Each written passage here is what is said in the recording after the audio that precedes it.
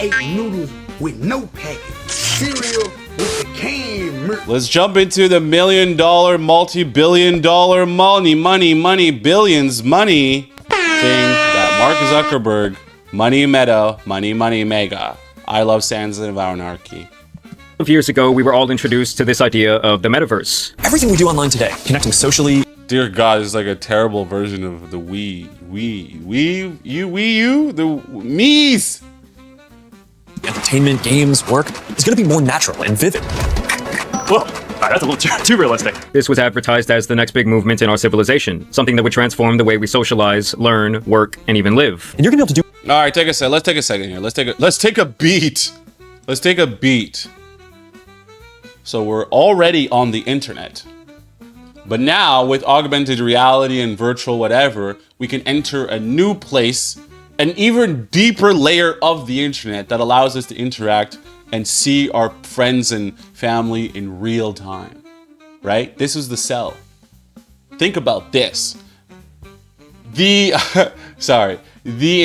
sort of plastic surgery arena, especially going on in Korea and other places that are really obsessed with beauty, because of social media, they call this effect the Snapchat filter effect. You go to your plastic surgeon to get your face changed up and plastic surgeryed, not on what you think you want to look like or what you think would be better, but what you think is, or actually, based on your Snapchat filter.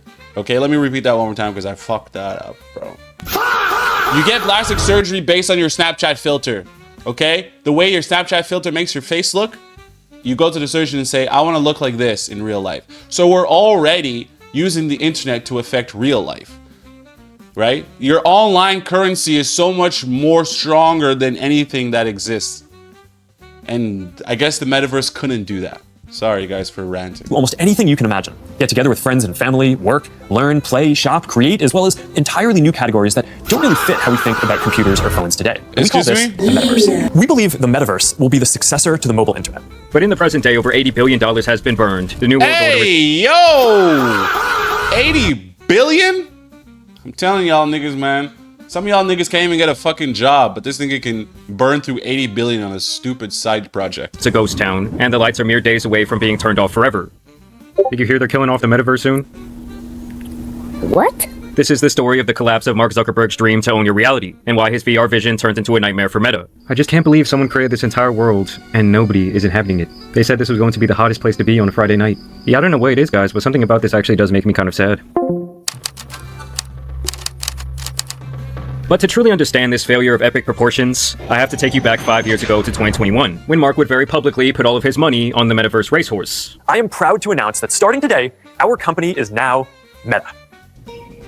What the fuck is this piece of shit? Now, as we've discussed many times on this channel, there was a serious movement online at this time that cryptocurrency, NFTs, and digital assets in general were set to be the next great investment. You own your items, not a platform. Now, this is going to require not just technical work, like some of the important projects that are going on around crypto and NFTs in the community now. At that time, we were deep into the lockdown, and all of these internet geniuses were convinced. Yes, this is very true. Decentraland. You guys remember Decentraland? I was getting into, I was already doing 3D animation, but I was going to start making virtual clothing for Decentraland as assets to sell in that. It's like, bro, a lot of this internet stuff was just so much fluff. Hence that this would be the time period where people fully transitioned into living their life online. You know, they really thought that this shit was going to be like WALL-E. So let's hover over to the driving range and hit a few virtual balls into space. Yeah, we did that yesterday. I don't want to do that. Your expressions, your gestures that are going to make interactions much richer than anything that's possible online today. One definition of this is it's about a time when basically immersive digital worlds become the primary way that we live our lives and spend our time. And Mark really wanted to lead the way, creating not only his own digital marketplace, but an entire universe that he claimed would one day be inhabited by billions of people. You know, by the end of the decade, we hope to basically get to around 1 billion people in the metaverse doing hundreds of dollars of commerce each, buying digital goods, digital content. Where is everybody, man? This is kind of just creepy up in here.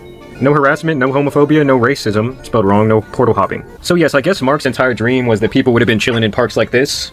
Back then, Mark thought that everyone would have their own little virtual abode, where they would wear their digital clothing and hang their NFT artwork. Have their friends over from all over the world for a virtual gathering. They could have... Question, I need an answer.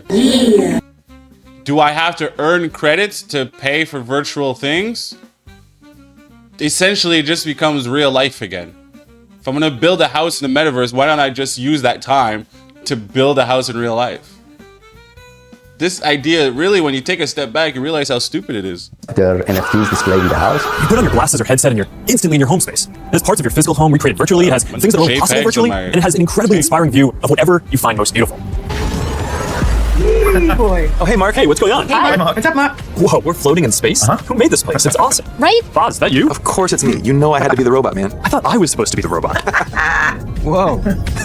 I knew you were bluffing. But from the very start, there were some obvious hurdles with this entire plan. For one, Mark vastly overestimated the amount of people who were interested or comfortable with moving real-life aspects of their world to be completely virtual. Yes, we were already used to taking classes, playing games, socializing, and having meetings online, but Mark wanted to take that entire experience and make it even more intimate. Everything we do online today, connecting socially, entertainment, games, work, is going to be more natural and vivid. This isn't about spending more time on screens. It's about making the time that we already spend better.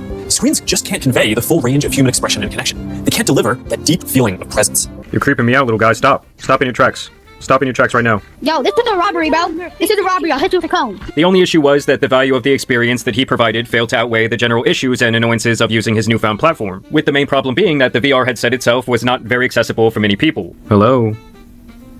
Is anyone there?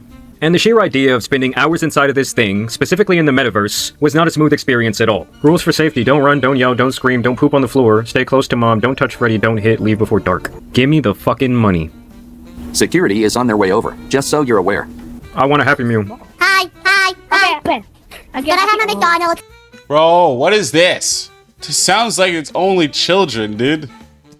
I mean, I tried to spend a couple of days on this thing, specifically in the metaverse, to see what it was really all about, and I have to say it was not a great experience. Alright guys, so I'm here on the Meta app. I've never played this, so I guess I have to create an avatar, and right now I'm between this guy and this guy right here, as to which one looks the most like me.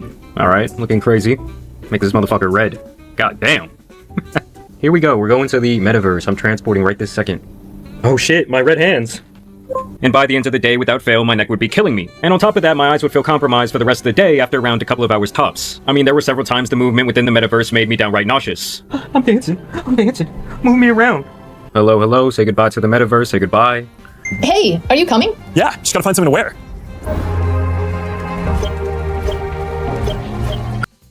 Even in the metaverse, Mark Zuckerberg has no drip. What a crazy reality, dude. All right, perfect. Look at that Yes, Mark drip. essentially hedged this $80 billion bet that he could financialize our daily social interaction. He thought that because he did this once with Facebook, he could have the foresight to accomplish it once again. He wanted to create a proprietary reality where he owned the hardware, the tax on every item sold, and even the virtual real estate to boot. When you first put on your view, He essentially wanted to rule the world. God damn it, dude.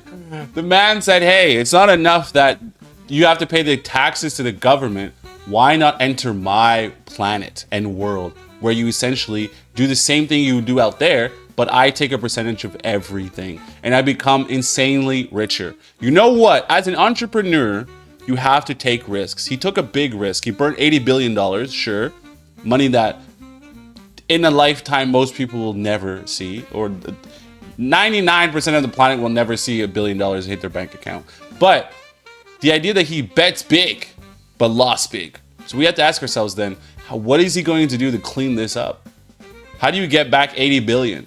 What's the next horizon, you know? VR headset or open horizon, you're going to land in your own personal space, somewhere that you can design and decorate and make your own, invite your friends to hang out, get work done, or just relax and use it to jump into any experience.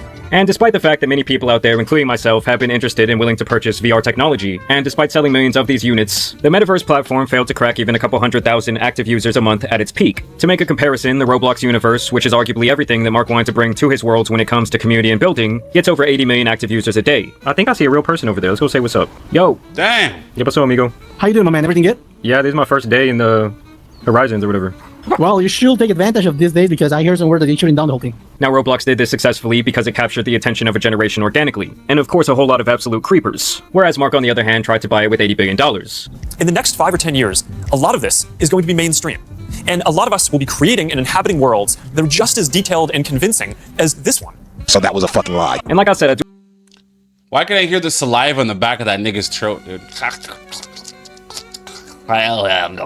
What the fuck is that? have experience with VR playing the boxing game, Resident Evil, Beat Saber, and their NFL simulator for hours at a time. And never did I have such a shitty experience like I did for the last 2 weeks in the metaverse. Here you have one of the all-inclusive restrooms, where you can take your virtual McPiss, This is my hide and seek. Great Bob.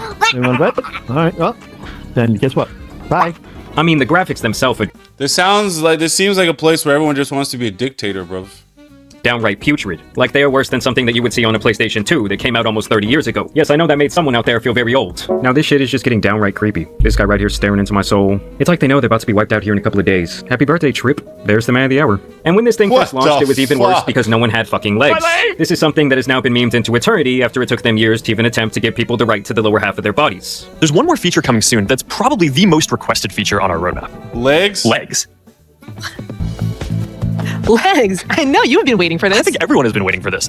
Our first milestone is making it so you could use your avatar across all of our apps and in VR. And we're working on bringing them more to life through animation. Now in these keynotes, Mark would always make it a big deal that this was going to be a much more intimate way to connect with people virtually. That you would now feel like you were in the very same room as a coworker or your boss. The feeling of presence. This is the defining quality. If I'm working online remotely, the last thing I want to do is feel like I'm in the same room as my boss, bro. Come on, man. Of the metaverse. You're going to really feel like you're there with other people. Yo, what's going on, man? Hi, Jamari speaks. Welcome to Pets Park. Your French Bulldog is adorable. I just love that breed. Feel free to come chat with me anytime if you have questions about Pets Park or pets in general. Wow, I guess the metaverse is so dead that they only have bots in here working.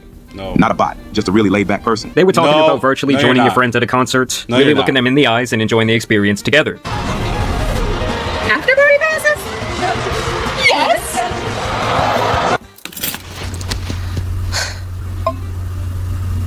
Jumping in now.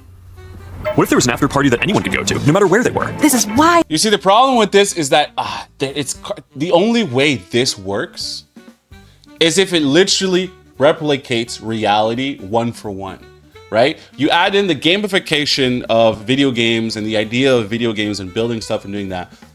But the graphics are so realistic that when you put on the glasses, you don't know whether you're looking at real life or you're looking, you know what I mean? That's the only way this metaverse thing works. That's it. And they failed to do that. An accountant talking to a fucking dinosaur. It was just about the stupidest idea of all time. Hey, check this out. Oh, there's swag. And I do have to say, with the spatial sound, this intimacy is accomplished in a certain way, but I would not exactly describe it as positive, as I did have several conversations with people as I was messing around in this bastardization of a world. Hello. Wait, are you at Hoka something? You look well. Yeah, I'm sunburnt. You wanna play this game? We'll put on you now. Wanna play that game? Well, I guess we're doing a murder mystery. Yeah. Oh, damn, where'd you get a gun? Let me have a follow but I won't kill you. Oh. You're the murder doing this for the whole time, so you're no freaking murder. Wow. What's up, big dog? What's up? Can you hear me?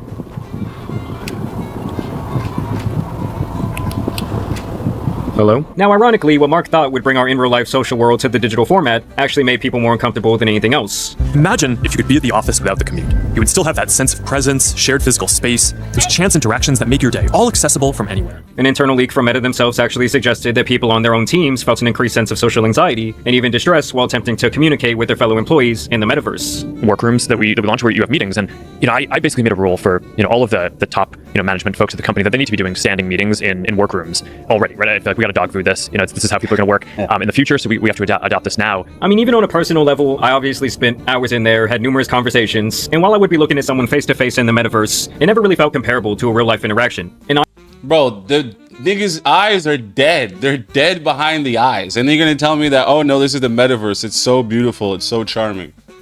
No, it's not, you guys. Listen, this idea of the metaverse, this idea of, I don't know, this like being chronically online, I think it's just, it's hurting society more than anything. We have to get away from it. We have to step back outside. Once I'm done streaming, I'm going to go jump outside. I'm going to go outside for a walk and get some kimchi.